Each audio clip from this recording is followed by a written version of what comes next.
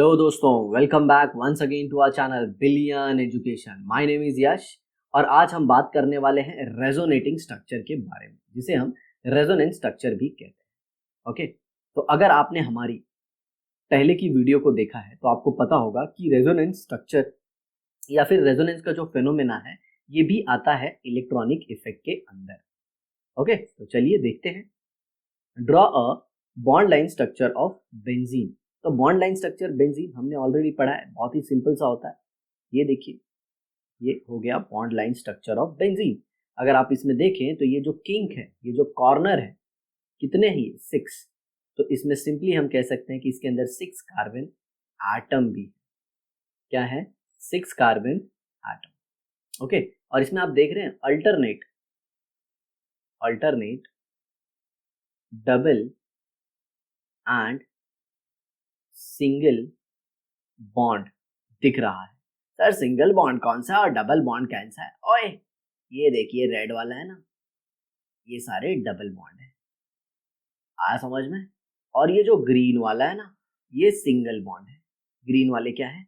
Single bond. तो alternate double and single bond होता है। समझा? ये बेंजीन का बॉन्ड लाइन स्ट्रक्चर था। आगे देखो क्या बोला है। How many carbon carbon single and double bonds are there in this structure?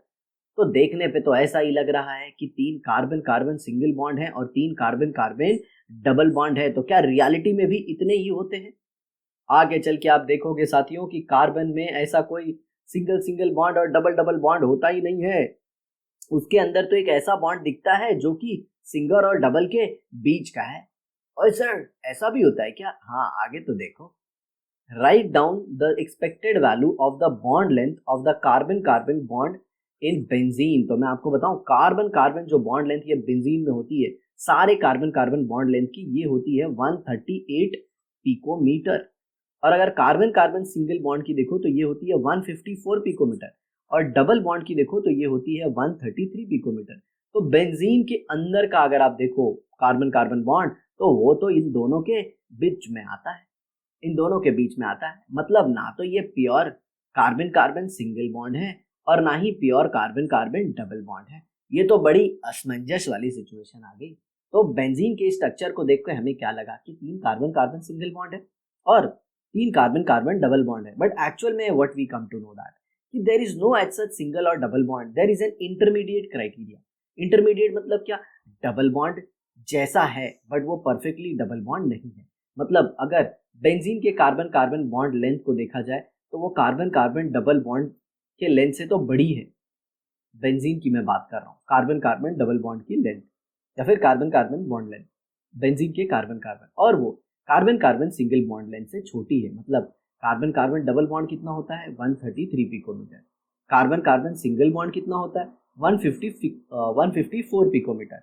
और अगर आप देखें तो कार्बन कार्बन जो बेंजीन में बॉन्ड है उसका बॉन्ड लेंथ है 138 पिकोमीटर। तो देख रहे हैं, कार्बन कार्बन डबल बॉन्ड की लेंथ से बड़ा but carbon carbon single bond की लेंथ से छोटा। आया समझ में? तो ऐसी जब सिचुएशन आ जाए, जब मॉलिक्यूल के स्ट्रक्चर को देख के हमें उसके बारे में सारी इंफॉर्मेशन ना मिल पाए। अब देख रहे हैं ना, इस मॉलिक्यूल के स्ट्रक्चर को देख के हमको उसके बारे में इंफॉर्मेशन नहीं मिल पा रहा है, उसके कार्बन कार्बन बॉन्ड लेंथ के बारे में एग्जैक्ट डेटा नहीं मिल पा रहा है, तब ऐसे केस में हम कहते हैं कि मॉलिक्यूल के अंदर क्या है? रेजोनेंस। और अगर अंग्रेजी में बोलूं तो कुछ ऐसा है, ध्यान से सुन लीजिएगा। If all the property of a molecule if all the property of a molecule cannot be explained by a single structure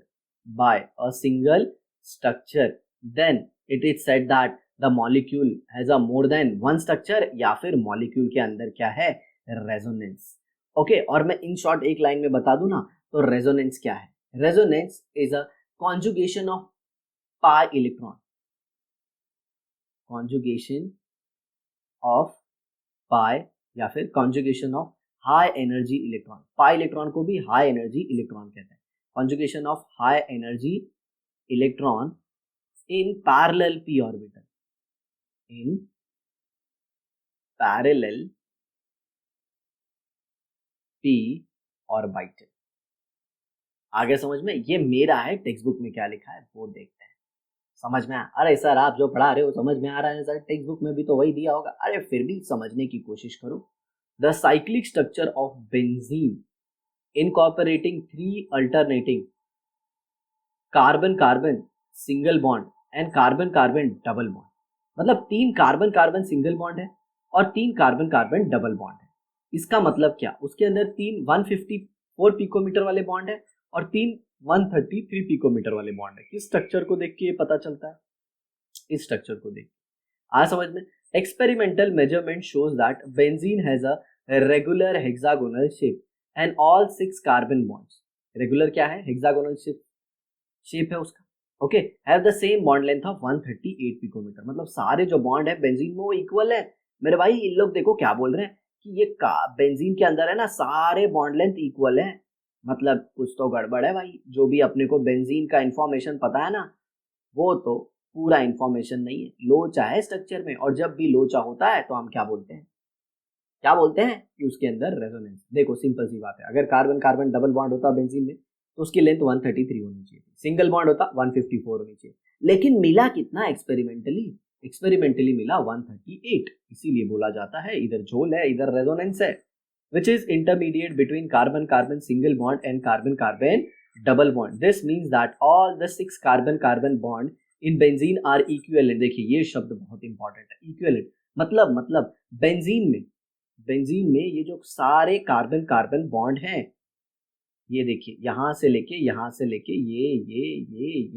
ये सारे एक जैसे हैं, सारे एक जैसे। तो एक जैसे दिखाने के लिए हमने इसके बीच में ऐसा डॉट डॉट बना दिया, मतलब हर जगह पार्शियल पाई है। और इस पार्शियल पाई को एक्सप्लेन करने के लिए ही साथियों आ गया किसका कंसेप्ट, रेजोनेंस का। किसका, रेजोनेंस का। तो आगे देखते हैं, ये देखिए बेंजीन, ये एक्सपेक्टेशन था और ये ऑब्जर्वेशन है।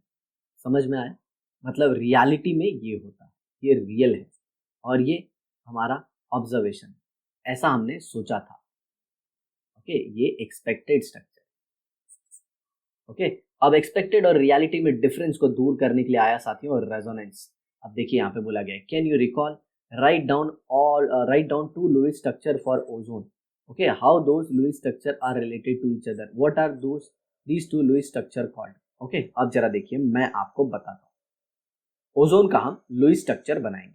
तो ये देखिए ओजोन O3 होता है, कार्बन के वैलेंस ऑक्सीजन का वैलेंस इलेक्ट्रॉन कितना 6, क्योंकि ऑक्सीजन का एटॉमिक नंबर होता है 8, तो उसका इलेक्ट्रॉनिक कॉन्फ़िगरेशन होगा 2 6।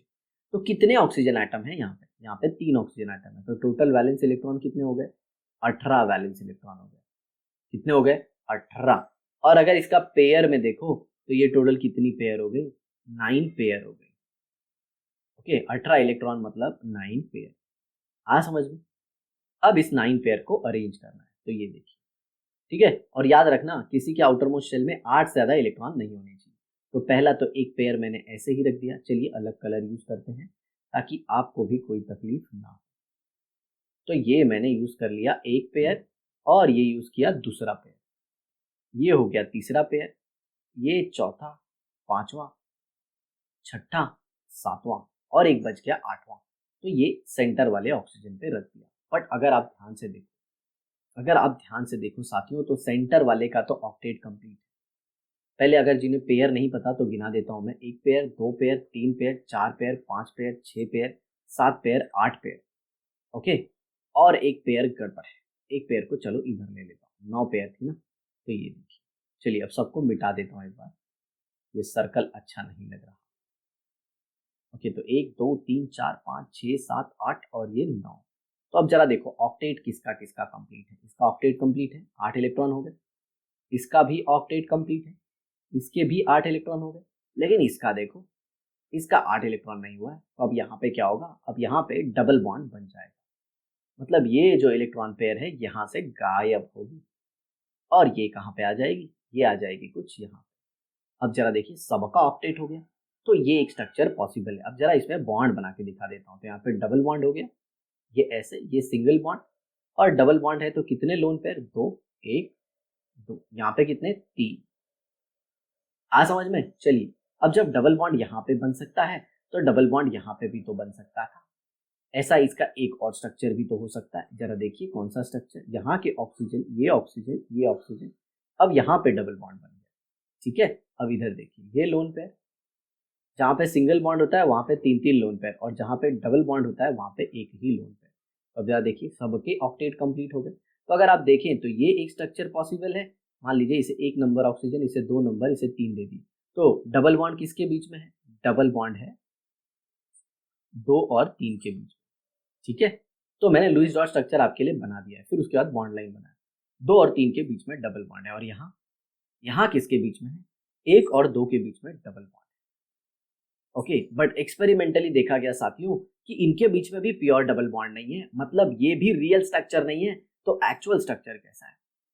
एक्चुअल स्ट्रक्चर ऐसा है, ये बॉन्ड ऐसे, और यहाँ पे ये डबल बॉन्ड वाला कैरेक्टर ऐसे। तो ये है real structure of ozone,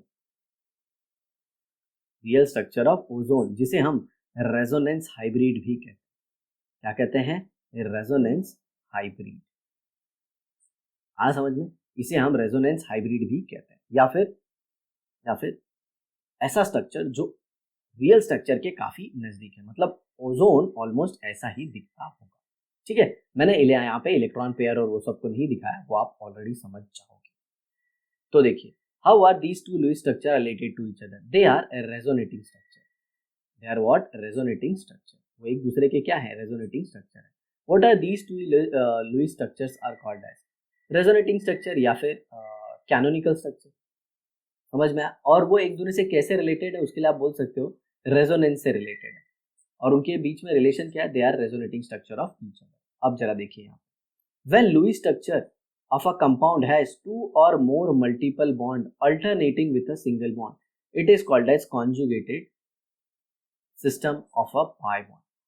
okay, मतलब जैसे ऐसे डबल बॉन्ड है, सिंगल बॉन्ड है, और डबल बॉन्ड है, सिंगल बॉन्ड, ऐसा जब सिस्टम आएगा तो ये देखिए पाई सिग्मा, तो इसे हम कहते हैं कॉन्जुगेटेड सिस्टम। क्या कहते हैं? Conjugated system. In such system और in species having an atom carrying p orbital attached to a multiple bond resonance theory is applicable. मतलब अगर ऐसा कुछ सिचुएशन आपको दिख जाता है तो उसमें रेजोनेंस एप्लीकेबल है। तो बेंजीन में तो था ही ना मेरे दोस्त, कैसे देखो यहाँ पे, बेंजीन में तो ये सब कुछ था ही, ये देखो अल्टरनेट सब था। बेंजीन तो वो कंडीशन फुलफिल ही कर रहा है, ये देखो, ये देखो, ये हो गया सिग्मा, ये हो गया पाई, ये हो गया सिग्मा, ये हो गया पाई, ये हो गया सिग्मा, ये हो गया पाई। देखो अल्टरनेट है ना सब, तो इसमें है कॉन्जुगेशन। और एक्चुअल में क्या होता है कॉन्जुगेशन का मतलब, ये तो मैं आपको रेजोनेटिंग स्ट्रक्चर्स के रूल्स में सिखाऊंगा। समझ में आया? Will understand the following point from the resonance theory. ये सारे पॉइंट हम कैसे समझेंगे? रेजोनेंस थियरी से। सबसे पहले, the pi electrons in conjugated system of pi bond are not localised to a particular pi bond. मतलब ये जो पाई बॉन्ड होते हैं ना, इसके इलेक्ट्रॉन पेयर जो होते हैं ना, वो फिक्स नहीं होते, वो फिक्स नहीं होते। कैसे? देखो यहाँ पे, for a compound having conjugated system of pi bond or similar other system, 2 or more Lewis structure are written by showing movement of pi electron, that is delocalization of pi electron। ठीक है, अब देखिए जो pi electron होते हैं ना, वो एक जगह पे स्टेबल नहीं होते, मतलब वो एक जगह पे रुके नहीं होते, ऐसे ये थियरी का कहना है। और वो हमेशा मूव करते हैं, तो हम पाई इलेक्ट्रॉन को घुमा घुमा के अलग स्ट्रक्चर दिखा सकते हैं। आ रहा है समझ में? इसके लिए मैं आपको एक एग्जाम्पल देना चाहूंगा जो बुक में नहीं है। जैसे ये देखिए, इसे बोलते हैं 1,2, या फिर इसका IUPAC नाम ही लिखता हूं प्रॉपर। तो कितने कार्बन है इसमें? ब्यूट 4, लेकिन ए आ जाएगा क्योंकि यहाँ पे क्या आ रहा है? डाइन आ रहा है। तो ब्यूटा 1,3 डाइन, और ये एक कॉन्जुगेटेड सिस्टम है। सर कैसे पता चला कॉन्जुगेटेड सिस्टम? तो देखो, एक ये पाई बॉन्ड, ये सिग्मा, और ये पाई। तो चलिए देखते हैं वापस इसे। यहाँ पे ऐसे ऐसे ऐसे, ओके, p ऑर्बिटल देखिए अब जरा। तो यहाँ पे ये p ऑर्बिटल, यहाँ पे ये p ऑर्बिटल, यहाँ पे ये p ऑर्बिटल, और यहाँ पे ये p ऑर्बिटल। नीचे में उसका दूसरा स्ट्रक्चर भी बना के दिखाते रहता हूँ ताकि आपको कोई तकलीफ ना हो। अब जरा देखिए, एक इलेक्ट्रॉन यहाँ पे, एक इलेक्ट्रॉन यहाँ पे, एक इलेक्ट्रॉन यहाँ पे, एक इलेक्ट्रॉन यहाँ पे। अब इनके बीच ओवरलैप हो गया है, राइट। अब जरा देखिए इसका एक दूसरा स्ट्रक्चर, मैं क्या कर रहा हूँ, ये इलेक्ट्रॉन को उठा के यहाँ पे ला रहा हूँ, तो ये इलेक्ट्रॉन किधर चले जाएगा, उठ के यहाँ पे चले जाएगा। तो अब देखिए स्ट्रक्चर कैसा बनेगा, यहाँ पे डबल बॉन्ड आ गया। ओके, कैसे, ये इलेक्ट्रॉन उठ के इधर आ गया ना, यहाँ पे आया ना, यहाँ पे इस कार्बन पे, तो ये कार्बन का इलेक्ट्रॉन उठ के इस रेड वाले कार्बन पे चला गया, जिसपे ऑलरेडी एक ये वाला इलेक्ट्रॉन था। हालांकि इलेक्ट्रॉन कलरफुल नहीं होते, मुझको भी पता है। तो ये नेगेटिव चार्ज आ गया इसके ऊपर, और यहाँ पे क्या आया, पॉजिटिव। क्यों, क्योंकि ये इलेक्ट्रॉन जो है ये गया, और ये इलेक्ट्रॉन जो है ना ये आया। आ समझ में, किसके पास, इसके पास। तो ये देखिए एक स्ट्रक्चर हो गया। अभी इसको यहाँ पे भी दिखाते हैं, तो होगा क्या, ये जो इलेक्ट्रॉन देख रहे हो बच्चों, ये शिफ्ट हो जाएगा इधर, और ये जो इलेक्ट्रॉन है यहाँ वाला, ये शिफ्ट हो जाएगा यहाँ पे। सो फाइनली क्या मिलेगा आपको, आपको यहाँ पे कोई इलेक्ट्रॉन नहीं मिलेगा इस ऑर्बिटल में, और एक बोलूं तो यहाँ पे ये जो लास्ट वाला मैंने बताया ऑर्बिटल, इसको थोड़ा सा ऐसे बनाते हैं, तो यहाँ पे आपको नेगेटिव चार्ज मिलेगा 2 इलेक्ट्रॉन के साथ, और बॉन्ड यहाँ पे बनेगा, और यहाँ पे होगा पॉजिटिव चार्ज। समझ में आया। तो ये देख रहे हैं, ये जो पी ऑर्बिटल है ये पैरेलल है, ये सारी पी ऑर्बिटल क्या है, पैरेलल है।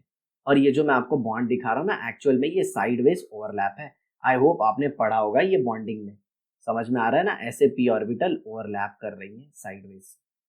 समझ में आया सर, लेकिन ये तो ऐसा लग रहा है एक ऊपर और एक नीचे है। ओए बुड़बक, ये पॉइंट इधर है, ये पॉइंट इधर है, ये पॉइंट इधर है, ये पॉइंट इधर है। ये सिर्फ आगे पीछे दिखा रहे हैं, ऐसे पीछे की तरफ दिखा रहे हैं, बाकी सब अब ये आगे की तरफ आ गया, और ये पीछे की तरफ, सारे एक ही प्लेन में, सारे पैरेलल है। तो पैरेलल दिखाने के लिए बेटा ऐसे तो नहीं दिखा सकते ना, क्योंकि इसमें अपने को 109 डिग्री 28 मिनट और 120 वाला एंगल भी तो फुलफिल करना है। तो ये सारे पैरेलल है। ऐसा मानो एक ये आगे है और ये एक पीछे है, फिर ये आगे और ये एक पीछे, ऐसे रिप्रेजेंट किया है। तो सारे एक ही प्लेन में आएंगे, मतलब अगर इनको ऐसे प्लेन बनाना है तो ये देखो सबका सेंटर यही प्लेन में आएगा। समझ में आया। तो क्या होता है कॉन्जुगेशन, मैं आपको बता देता हूँ। जब एक पी ऑर्बिटल अपने बगल के दोनों पी ऑर्बिटल से पार्शियली ओवरलैप, क्या हो, पार्शियली ओवरलैप, तो ऐसे सिस्टम को हम कहते हैं कॉन्जुगेटेड सिस्टम। अब देखिए यहाँ पे भी एक लोचा क्या आ गया, ब्यूटाडाइन में जब हमने देखा, ब्यूटाडाइन में जब हमने देखा तो इसका जो नॉर्मल स्ट्रक्चर है ये क्या दिखा रहा है, कि 1 2 3 और ये 4, कि 1 और 3 पोजीशन पे डबल बॉन्ड, मतलब उनका लेंथ कितना होना चाहिए, उनका लेंथ होना चाहिए 133 पिकोमीटर, और 2 और 3 के बीच में अगर देखो तो वहां पे सिंगल बॉन्ड है, तो उसका लेंथ कितना होना चाहिए 154 पिकोमीटर, हाँ या ना। बट यहाँ पे तो कुछ गड़बड़ ही हो गया मेरे दोस्त। ये जो 1 और 2 है इसके बीच में, और 3 और 4 के बीच में डबल बॉन्ड होने के बाद इतना लेंथ चाहिए था, और 2 और 3 के बीच में सिंगल बॉन्ड होने की वजह से 154 चाहिए था। ये 3 और 4 है, लेकिन क्या देखा गया, 2 और 3 के बीच में जो बॉन्ड लेंथ है वो 154 से कम आई, लेकिन 133 से ज्यादा आ गई ये वाली। समझ में आया। तो ऐसा बोला गया कि इस मॉलिक्यूल के अंदर क्या है, रेजोनेंस। और मैं आपको एक्चुअल मीनिंग बताऊं ना रेजोनेंस का, तो हमें ऐसे कंपाउंड्स का स्ट्रक्चर ही नहीं पता होता, एग्जैक्ट स्ट्रक्चर, तो हम उसका एग्जैक्ट स्ट्रक्चर ढूंढने की कोशिश करते हैं, और ढूंढने की कोशिश करने में हम उसके अलग अलग स्ट्रक्चर क्या करते हैं, उसके अलग अलग स्ट्रक्चर ड्रॉ करते हैं दोस्तों। और जब अलग अलग स्ट्रक्चर ड्रॉ करते हैं तो जो स्ट्रक्चर बनाते हैं ना, उसे हम कहते हैं रेजोनेटिंग स्ट्रक्चर। क्या कहते हैं, रेजोनेटिंग स्ट्रक्चर, जो कि रियल स्ट्रक्चर नहीं होते, लेकिन हाँ वो ओरिजिनल स्ट्रक्चर को ढूंढने में मदद करते हैं। जैसे मैं एग्जाम्पल ले लेता हूँ, एक चोर चोरी करके भाग रहा है, और उसको रास्ते में 6 से 7 लोगों ने देखा। तो मैं तो चोर को कभी नहीं देखा, लेकिन मैं चोर के बारे में पता करना चाहूंगा। तो ये जो 6-7 लोग हैं, इनसे सब चीज का इंफॉर्मेशन लूंगा, कि उसकी हाइट कितनी, उसका कलर कैसा, उसने कपड़े कौन से पहने थे, समझ में आया, टेक्सचर कैसा था, कोई लेफ्ट से देखता है, कोई राइट से देखता है, कोई टॉप से देखता है, कोई बॉटम से देखता है, कोई कलर देखता है, कोई बाल देखता है। तो इन सब के इंफॉर्मेशन को लेके मैंने प्रेडिक्ट किया। तो ये जो प्रेडिक्ट किया हुआ स्ट्रक्चर है ना, जो मुझे लग रहा है कि ऑलमोस्ट जो चोर जैसा होगा, देखिए चोर तो एकदम रियल स्ट्रक्चर है, एकदम क्या है, रियल, मैं रियल स्ट्रक्चर की बात कर रहा हूँ। लेकिन आपने ये 6-7 जो बनाए ये रेजोनेटिंग स्ट्रक्चर है, और इनसे इंफॉर्मेशन लेके जो बनाया, जो प्रेडिक्ट किया, उसे कहते हैं रेजोनेंस हाइब्रिड। अगर कोई होशियार बच्चा है तो आपको इतनी इंफॉर्मेशन से सब समझ में आ गया होगा कि रेजोनेंस नाम का चीज एक्चुअल में ऐसा दिखाते हैं कि ये इलेक्ट्रॉन यहाँ से यहाँ पे घूम रहा है, समझ में आ रहा है? ये तो गड़बड़ किया मैंने, ये इलेक्ट्रॉन यहाँ से यहाँ पे घूम रहा है और ये यहाँ से यहाँ पे जा रहा है। एक्चुअल में इलेक्ट्रॉन घूमते नहीं है, बस हम उसे घुमा घुमा के अलग स्ट्रक्चर बनाने की कोशिश करते हैं। रियलिटी में ऐसा कुछ होता नहीं। चलिए देखिए, the Lewis structure are so generated are linked by double headed arrow and are called as resonance structure. मतलब ये जो डबल हेडेड एरो है ना, इससे आपको एक स्ट्रक्चर मिलेगा जिसको अपन रेजोनेटिंग स्ट्रक्चर बोलते हैं, या फिर उसी को कंट्रीब्यूटिंग स्ट्रक्चर कर रहे हो। कंट्रीब्यूटिंग क्यों? क्योंकि वो रियल स्ट्रक्चर या फिर ओरिजिनल स्ट्रक्चर में कंट्रीब्यूट कर रहा है, या फिर canonical structure. These two resonant structure can be drawn for benzene. तो ये बेंजीन के दो रेजोनेटिंग स्ट्रक्चर है, और रेजोनेटिंग स्ट्रक्चर है तो क्या होगा, अलग अलग इलेक्ट्रॉन को घुमा घुमा के अपन उसका स्ट्रक्चर देखेंगे। तो ये इलेक्ट्रॉन पाई इलेक्ट्रॉन को घुमा के ऐसा स्ट्रक्चर देखा जाए। अब इसमें दो क्वेश्चन आते हैं, सर जब इलेक्ट्रॉन घूमता है तो इलेक्ट्रॉन के मोशन को तो करंट कहते हैं ना, तो सर इलेक्ट्रॉन जब भी मोशन करेगा तो बेंजीन में तो करंट लगेगा, तो यहाँ पे करंट क्यों नहीं लगता? एक्चुअल में इलेक्ट्रॉन घूमते घूमते कुछ नहीं है, बेंजीन का एक स्ट्रक्चर होता है जो हमें पता नहीं, लेकिन हम इलेक्ट्रॉन को घुमा घुमा के उस रियल स्ट्रक्चर के नजदीक पहुंचने की कोशिश करते हैं। तो इलेक्ट्रॉन घूमता नहीं है, ये बहुत बड़ा मिथ है। किसके रिलेटेड? बेंजीन से रिलेटेड। आया समझ में? और दूसरा, पाई इलेक्ट्रॉन क्यों घूमते हैं? क्योंकि पाई इलेक्ट्रॉन वीक इलेक्ट्रॉन होते हैं, उन पे न्यूक्लियस का अट्रैक्शन कम होता है। ये सब मैंने बॉन्डिंग में डिस्कस कर लिया है, ठीक है। तो ये दोनों क्या है? कैनोनिकल स्ट्रक्चर है, रेजोनेटिंग स्ट्रक्चर है बेंजीन के। तो सर बेंजीन का रियल स्ट्रक्चर कैसा है? बेटा ये रियल स्ट्रक्चर है, हर जगह partial pi. The position of the carbon atom in the conjugated system of pi bond remains unchange. जो कार्बन एटम है उसका पोजीशन देखो ना, फिक्स होता है, वो चेंज होने वाला नहीं है। But the position of pi electron are different in different resonating structure. वो तो सिंपल सी बात है यार, पाई इलेक्ट्रॉन को घुमा के ही तो बता रहे हो, तो पाई इलेक्ट्रॉन अलग अलग होंगे। For example, in the resonating structure of first benzene there is a single bond between C1 and C2, while in the resonating structure 2 there is a double bond between C1 and C2। C1 और C2 के बीच में क्या है? Single structure है। देखिए ये bond single है। चलिए पहले ये सब जितना भी यहाँ पे सब बनाया गया है इसे मिटाता हूँ। ओके, यहाँ पे देखो, यहाँ पे सिंगल बॉन्ड है, लेकिन यहाँ पे देखो डबल बॉन्ड है। समझ में आया? तो वैसा है, बस यही बात है जो मैंने वो चोर वाला एग्जाम्पल दिया ना, अगर वो फिट बैठ गया दिमाग में तो सारी चीजें क्लियर होगी। Any resonating structure is hypothetical and does not by itself represent any real molecule or can explain all the property of a compound। मतलब वो सारे स्ट्रक्चर माइथोलॉजिकल है, रियल नहीं है, बट हाँ उनसे हम थोड़ा थोड़ा इंफॉर्मेशन ले रहे हैं। जैसे चोर को जो लोगों ने भागते हुए देखा, वो चोर के बारे में थोड़ा थोड़ा बता रहे हैं। तो क्या चोर पूरा वैसा ही है? नहीं, चोर के बारे में थोड़ा सा इंफॉर्मेशन, लेकिन क्या वो पूरा बता पा रहे हैं चोर के बारे में? नहीं। समझा? The real molecule has, however, character of all the resonating structure. Those can be written. The real or actual molecule is said to be resonance hybrid। तो जो थोड़ा इंफॉर्मेशन, जो 7 स्ट्रक्चर बनाए थे ना चोर के चेहरे के लिए, तो उसे सबसे थोड़ा थोड़ा इंफॉर्मेशन लेके एक स्ट्रक्चर बनाते हैं। बोलते हैं ना डेमो उसका, या फिर रफ फोटो चोर का। तो जो रफ फोटो वही रेजोनेंस हाइब्रिड है, और वही मॉलिक्यूल के केस में अलग अलग रेजोनेटिंग स्ट्रक्चर से हम इंफॉर्मेशन लेंगे और एक स्ट्रक्चर ड्रॉ करेंगे जिसे कहेंगे resonance hybrid. The resonance structure, for example an actual benzene molecule is the resonance hybrid of structure 1 and 2। वो तो मैंने आपको बता दिया। Exhibit the character of both this structure. It's approximate representation can be shown as a dotted circle inscribed in a regular hexagon, जो मैंने आपको दिखाया। अब जैसे देखिए ना, यहाँ पे ये बोलता है 1 और 2 के बीच में सिंगल बॉन्ड है, एक बॉन्ड है। ये बोलता है 1 और 2 के बीच में डबल बॉन्ड, तो इससे लिया सिंगल बॉन्ड का इंफॉर्मेशन। डबल बॉन्ड तो इसको थोड़ा ले लिया ऐसा, तो इसके बीच में डॉटेड दिखा। अब देखिए 1 और 6 के बीच में बोलता है ये डबल बॉन्ड है, बट ये बोलता है सिंगल बॉन्ड, तो इसमें भी ऐसे कर दिया। ऐसे ऐसे करके अंदर बीच में पूरा क्या बन गया? डॉट बन गया। ठीक है, ऐसा।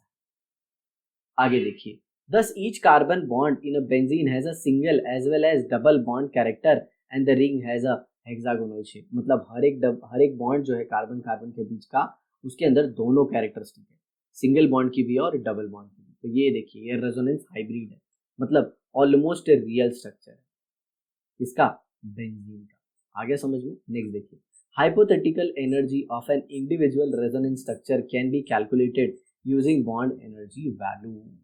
ओके, मतलब बेंजीन का देखा गया कि जितना वो स्टेबल होना चाहिए था ना उससे ज़्यादा स्टेबल मिलता है। ओके, तो इसकी स्टेबिलिटी कैसे पता चलेगी, वो बॉन्ड एनर्जी के डेटा से निकालते हैं। The energy of actual molecule is however lower than that of any of the resonating structure. मतलब ये जो रेजोनेंस हाइब्रिड है ना, इसकी एनर्जी, अब इसकी कोई भी रेजोनेटिंग स्ट्रक्चर मान लीजिए बेंजीन के तो दो आपने बनाया, उन दोनों से इसकी एनर्जी कम होगी, मतलब ये ज़्यादा स्टेबल है। ओके, अब इसके पीछे स्टेबिलिटी के पीछे आपको रीजन पता होगा, बेंजीन एरोमेटिक होता है। In other words resonance hybrid is more stable then any of the resonating structure. मतलब जो रेजोनेंस हाइब्रिड है वो उसके किसी भी स्ट्रक्चर से ज्यादा स्टेबल होता है। मतलब बेंजीन का जो ऊपर वाला स्ट्रक्चर है ये इस 1 से और 2 दोनों से ज्यादा स्टेबल है। The difference in the actual energy and the lowest calculated energy of resonance structure is called as resonance stabilization energy. Okay, मतलब जो रेजोनेंस हाइब्रिड की एनर्जी, जो रेजोनेंस हाइब्रिड की एनर्जी और मोस्ट स्टेबल कैनोनिकल स्ट्रक्चर, मान लीजिए ऐसे graph बना देते, ठीक है, ऐसे, और यहाँ पे ऐसे एनर्जी को प्लॉट किया गया, तो सबसे नीचे कौन आएगा, रेजोनेंस हाइब्रिड, और ये most stable canonical structure, most stable canonical structure. मान लीजिए ऐसे तो बहुत सारे कैनोनिकल स्ट्रक्चर होंगे, ये 1 है, ये 2 है, ये 3 है, ऐसे, तो इनके बीच का जो एनर्जी गैप होता है, ओके, मोस्ट स्टेबल और रेजोनेंस हाइब्रिड, इसी को हम लोग बोलते हैं कि ये resonance energy. The energy gap between most stable canonical structure and resonance hybrid is called as resonance energy. Thus resonance leads to stabilization of the actual molecule. Resonance क्या करता है, स्टेबिलिटी लेके आता है, रेजोनेंस गोनी लेके आता है, किसकी, स्टेबिलिटी। समझ में, आगे देखिए, identify the species that contain a conjugated system of pi bond and explain your answer. तो ये देखिए, यहाँ पे पाई बॉन्ड, ये सिग्मा, ये पाई बॉन्ड और ये सिग्मा, अल्टरनेट होना चाहिए, यहाँ पे तो पाई है, यहाँ पे सिग्मा है, सिग्मा है, यहाँ पे पाई। तो इस मॉलिक्यूल के अंदर रेजोनेंस नहीं है, लेकिन सेकेंड वाले के अंदर रेजोनेंस है। इन शॉर्ट एक लाइन में बताऊंगा, पहले के अंदर कॉन्जुगेटेड सिस्टम नहीं है और दूसरे के अंदर कॉन्जुगेटेड सिस्टम है।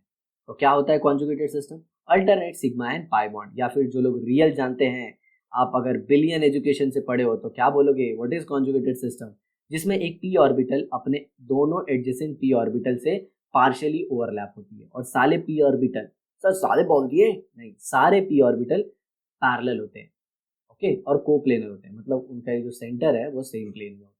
ठीक है, तो आज का एपिसोड हम यहीं पे एंड करते हैं। अपने नेक्स्ट क्लास में हम पढ़ेंगे rules to draw resonating structure. तो आई होप ये आज का वीडियो आपको बहुत अच्छे से समझ में आया होगा। तो इसी तरह हमारी वीडियो देखिए, अपना नॉलेज बढ़ाइए, अपने माता पिता का नाम रोशन कीजिए। मिलते हैं नेक्स्ट क्लास में, तब तक के लिए पापा।